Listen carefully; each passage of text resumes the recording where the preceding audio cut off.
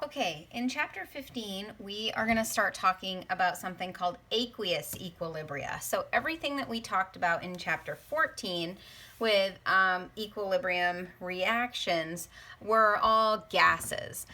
So now we're going to start talking about some equilibrium in aqueous solutions, and mostly in this chapter we are going to focus on acids and bases. So first what we'll do is we'll define acids and bases. We'll talk about different types of acids and bases, and then we'll go on from there. So acid and base chemistry really has to do with the movement of a hydrogen ion.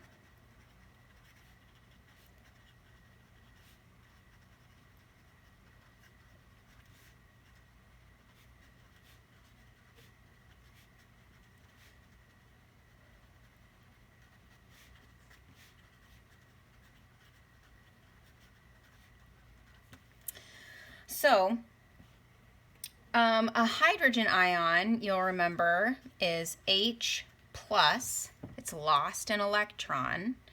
And because it's lost an electron, you also will sometimes see it referred to as a proton. So if you see somewhere where it's talking about something has gained or lost a proton, we use hydrogen ion, H plus, and proton all kind of interchangeably. Biology uses different terminology, so does biochemistry, so does chemistry. So in chemistry, the way that we refer to this is actually something called the hydronium ion, which is H3O plus. Hydronium. Because we're in an aqueous solution, and this hydrogen ion would never just exist in an aqueous solution. It would always join a water molecule and form the hydronium ion. So when we're talking about the movement of a hydrogen ion, when we're talking about acid and base chemistry, you will mostly be seeing this represented as H3O plus, which remember is just that hydrogen ion that has joined a water molecule. And I will refer to it as hydronium. In biology, you'll probably refer to it as hydrogen or the hydrogen ion. In some other classes, you might hear it referred to as a proton. Again, all of these things represent the same chemistry. In chemistry, we refer to this as the hydronium ion, and it's H3O plus. So let's define what acids and bases are. It has to do with the movement of this hydronium ion. There are a few different definitions. The first definition is not super complete, but it does apply sometimes, so it's worth mentioning. It's called the Arrhenius concept of acids and bases.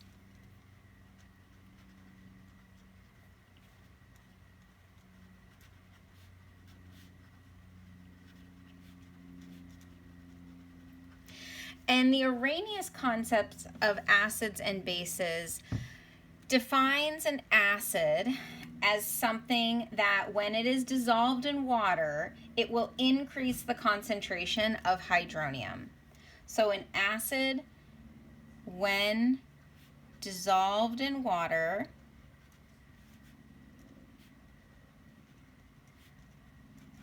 will increase the concentration of hydronium, H3O plus. A base is something when dissolved in water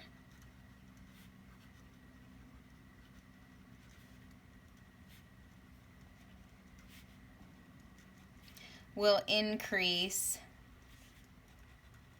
the concentration of the hydroxide ion. Hydroxide is OH minus. That's one of those polyatomic ions that you were responsible for in the past. So this is the Arrhenius definition. It says an acid is something that's going to increase the concentration of hydronium, and a base is something that's going to increase the concentration of hydroxide. So this is not the best definition because it doesn't include everything. There are some bases that do not produce hydroxide ions. So we're going to use a better definition that's more inclusive. So when it's saying it's going to increase the concentration of hydronium ions, sometimes you'll see this referred to as it will produce hydronium or it will produce hydroxide. Same thing, produce or increase the concentration.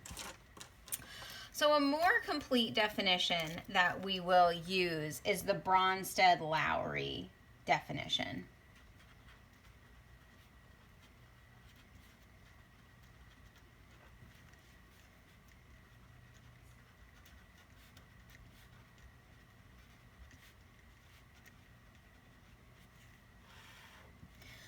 So the Bronsted-Lowry definition defines an acid as something that donates a proton. So that would mean it would increase the concentration of hydronium. And it defines a base as something that accepts a proton. And by accepting a proton, that would be the same thing as saying decrease the concentration of the hydronium ion. So there are some examples. Most of the time, acids have what's called an acidic proton.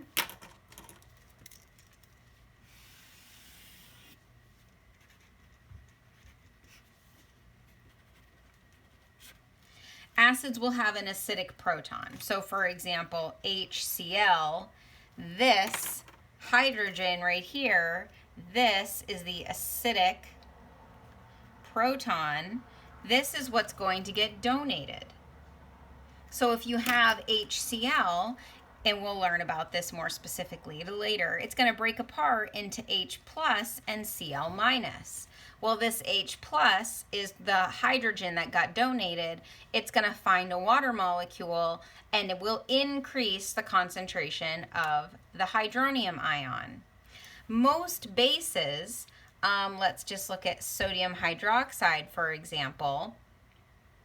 Sodium hydroxide is going to break apart to sodium plus the hydroxide ion.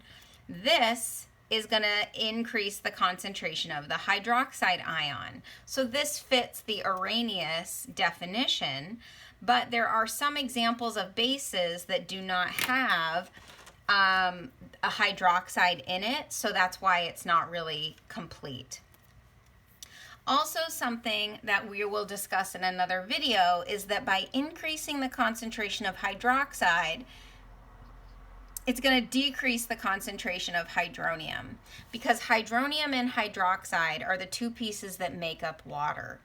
And this is an aqueous solution, so that means it's happening in water. So, all acid and base chemistry has what's called conjugate pairs. So it has the acid and the base on one side of the arrow, and then on the other side it has its conjugate. So let's just look at an example of that. So here's an example. Let's say we have H3O plus, this is aqueous, plus ammonia, NH3, nitrogen trihydride, this is aqueous. And we'll just say it's in equilibrium with liquid water and the ammonium ion. So this is an acid-base reaction. And what you will always find is that we have conjugate acid-base pairs on both sides of the arrow. So here, this hydronium is my acid. And If there's an acid, that means the other thing has to be the base. So the hydronium ion is my acid, the ammonia is my base. So that means on the other side of the arrow, we have a conjugate base, which is the pair to the acid, and a conjugate acid, which is the pair to the base. So just like here, this Bronsted-Lowry definition, it donating and accepting this hydrogen, these are the conjugate acid-base pairs. So let's look at this a little better. So the difference between the acid and its conjugate base is the donation or the accepting, in this case it's the donation, of one hydrogen. So here's my acid, that means this is the conjugate base. The difference between the acid and the conjugate base is that it has lost one hydrogen. See, an acid is something that donates a proton, and that's what's happening here. This acid is losing a hydrogen. That's what makes this an acid. So let's look at the other one. Let's look at the base. So the base here, the difference between the base and the conjugate acid is the accepting, I'm going to put plus H plus. It is accepting one hydrogen. So you would be able to assign conjugate acid-base pairs in a chemical reaction. And that's how you can see what's acting like an acid and what's acting like a base. Here the acid is something that is donating a hydrogen. Here the base is something that is accepting a hydrogen. So this is the acid and this is the base. So these are called conjugate acid-base pairs. So the conjugate acid-base pair here would be H3O plus hydronium and H2O water. The conjugate acid-base pair here would be ammonia, the base, and ammonium, the conjugate acid. So in all of these acid and base reactions, it has to do with the movement of a hydrogen ion. You're going to have these conjugate acid-base pairs.